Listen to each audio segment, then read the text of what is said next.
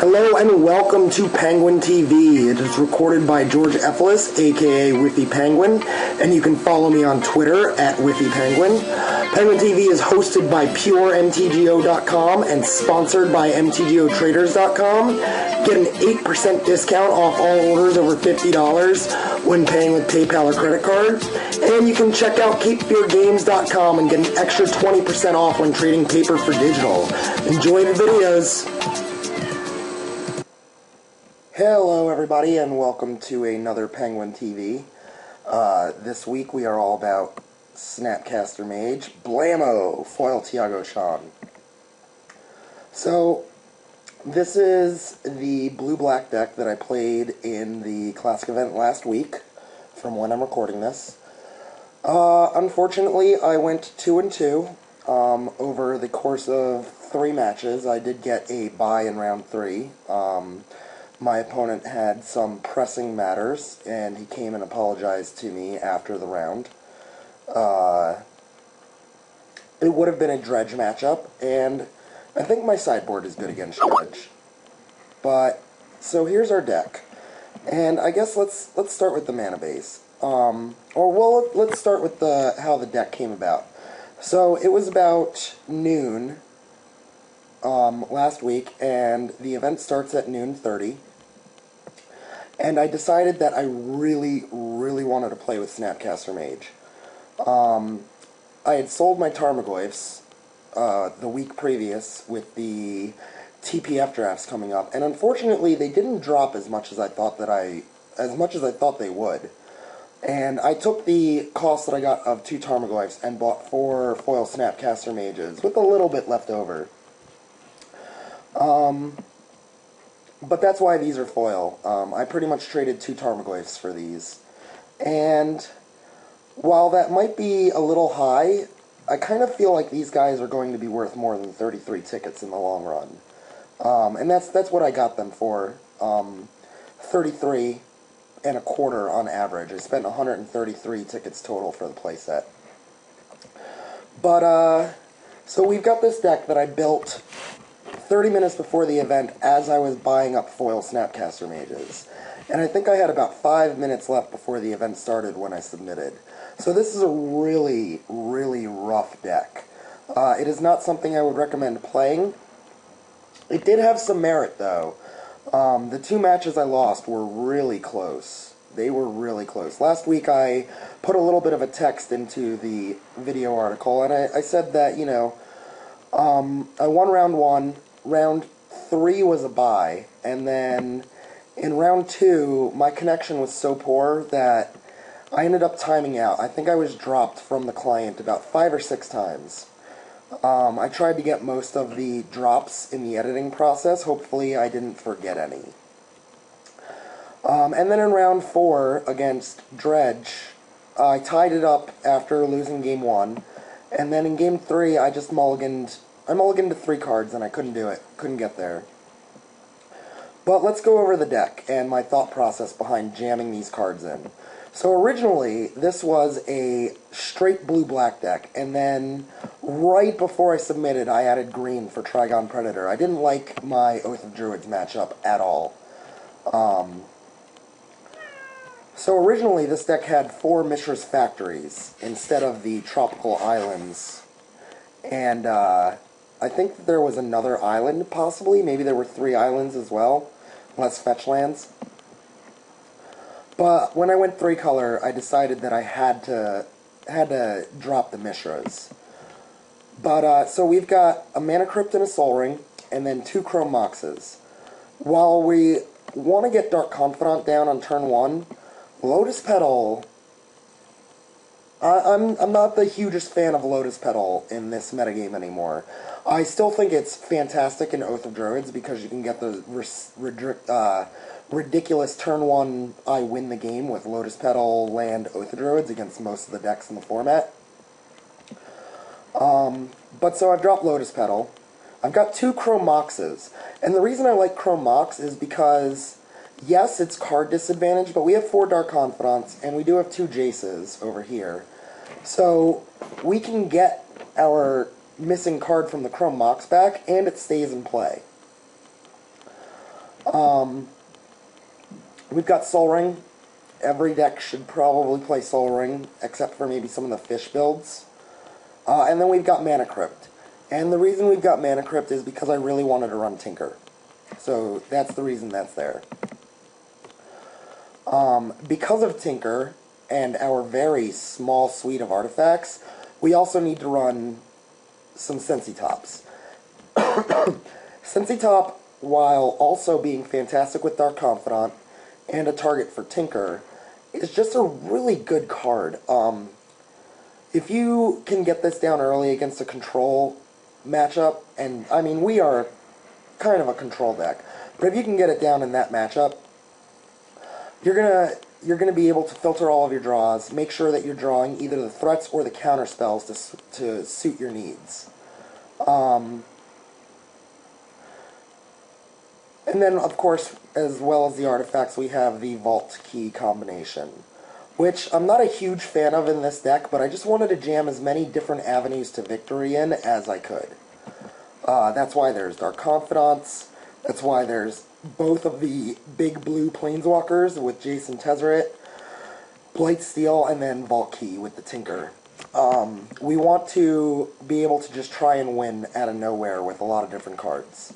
And all of these cards here win well, not out of nowhere. A lot of people will see them coming, and the Planeswalkers do take a turn or three to get going, but a Tinker is pretty much a win out of nowhere. So right before I joined the event, I added the green for Trigon Predators, and then more green cards in the sideboard. And the reason for this was I was worried about Oath. There was no way I was going to beat Oath in the main deck. I have 9 creatures. My main avenues to victory are creatures. And then Oath decks usually play Nature's Claims or Ancient Grudges to break up my Vault Key combination. So I would pretty much be heavily reliant on attacking with 2/1s to win that matchup. And I added the Trigons and the sideboard cards. Luckily for me, I mean, Trigon did its job in round 1 of this event. We are going to come back to the Snapcasters in just a moment. We'll look at the rest of the deck. Our Permission Suite is 2 Mental Missteps, 2 Mana Drains, and 4 Forces of Wills. And then we also have 2 Duress, and a Chain of Vapor, I suppose. It's not quite Permission or Protection, but it does bounce a Blightsteel. It does temporarily break up a Vault Key. There are some applications, as well as being Snapcasterable. So we've got our 8 counter spells. This deck probably wants more than 2 Mana Drains in it, and maybe 20 lands is too many, but I liked having the high number of lands with all these waste effects. Duress, in an ideal world, would be Thoughtseize to get creatures like Lodestone Golems or Tarmogoyfs or such like that, even Dark Confidants. But with Dark Confidant, with Mana Crypt and only the Tinker or the Chain of Vapor to get rid of it, we have a pretty high converted mana cost. We've got 5 5s, 2 4s, a 12. Dark Confidant might do us a lot of damage, so I decided to go with Duress, as well as the fact that if I wanted to Snapcaster a Thoughtseize, it would cost me 4 life, just to get rid of those 2 cards. Duress doesn't get rid of the creatures like Thoughtseize does, but it does hit Oath of Druids and Sphere Pieces and Force of Wills and Mana Drains. I still liked the card on the day, and if I decided to go more with this kind of a direction instead of the 4-color, I would consider putting in a 3rd Duress. Chain of Vapor, I just felt like I needed a lucky one of. Bounce an Oath of Druids and counterspell it on the way back down. Bounce a Blightsteel Colossus. I like the ability to Snapcaster it back. As I was saying, I'd never played a game with Snapcasters when I built this deck, so you can tell that it does not quite utilize Snapcaster the way that the 4-color control deck is utilizing it. He's more of like a value card, like, oh, I'll get an extra Brainstorm here and there, I'll get an extra Duress. If I have a ton of mana, I'll get my Tinker that you counterspelled. I think the best, though, is Snapcasting with these 2 tutors. Because you can play 1 tutor for a Vault piece, and then Snapcaster the tutor back for the other piece of the vault. And if it's Vampiric, you can do that all in the course of one turn sequence. If it's Demonic Tutor, unless you have 1,000,000 mana, you're breaking that up over 2 or 3 turns. So yeah, Brainstorm is a perfect target for Snapcaster in this deck. Mana Drain is really good as well. And we do have the lands to get to 3 blue and a colorless mana with the cost of Snapcaster Mana Drain. Unfortunately, besides the Planeswalkers, we're not really mana draining into a lot of things. Adding more mana drains means we would have to add more cards like Fact or Fiction or Thirst for Knowledge. And if we're going to add Thirst for Knowledge, we need to add more artifacts. And then you just start getting a completely different deck.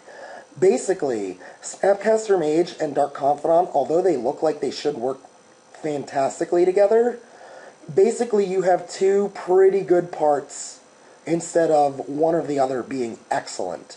I mean, Dark Confidant is excellent, but Snapcaster Mage in a deck with Dark Confidant just doesn't quite do what you need it to do. Getting over to our tutors, we've got the Vamp, the Demonic, and the Tinker. I left Imperial Seal out of the deck, mostly because Snapcaster Mage lets me cast Vampiric and Demonic twice, as well as the fact that Imperial Seal, costs life to use, and the deck is tight on life. Over here in the I Win column, we've got Blightsteel, and we've got Vault Key. All of these are fine cards to try and tinker for. And then we've got 2 Jaces and a Tezzeret. Tezzeret's really weak. I think I sideboarded him out a lot. But what Tezzeret does do is allow you to grind a little bit longer. Tezzeret does need to be answered. If nothing else, you can go get a Sensi Divining Top and then start getting your 0 drops and then turn them all into 5/5s and attack with them. That is very slow compared to just searching out Time Vault and winning by untapping it a bunch of times. But it is another card that your opponent has to answer, and that's the reasoning that I had when I put it in there. So, Snapcaster Mage. And Jace is really good with Dark Confidant. Jace also bounces Snapcaster Mage. It is at sorcery speed. I had totally forgotten about Riptide Laboratory when I built this. But that's just the way of it. And then onto my sideboard. Well, before we get to the sideboard, we'll just talk a little bit more about Snapcaster. This is the wrong deck for Snapcaster Mage. He is a value card here instead of a centerpiece card. He can surprise block a Slash Panther or a Phyrexian Revoker or Dark Confidant. But beyond that, a lot of the times, we don't have a lot of instants in our deck to utilize. We don't have the card draw to make this guy ridiculous. But he was pretty okay. Obviously, the 4-color builds are better, and I've been loving the 4-color build with him. But we'll get to our sideboard. We've got 4 Leyline of the Voids and 3 Ixalan Jailers for the Dredge matchup. I noticed that Ixalan Jailer kind of screws with Snapcaster Mage. Now, I'm told that if Ixalan Jailer is in play and you flash in the Snapcaster or play Snapcaster, you will still be able to flash back your card because of timestamp ruling, but I'm not sure about that. And with the 4-color version, I've dropped the Ixalan Jailer.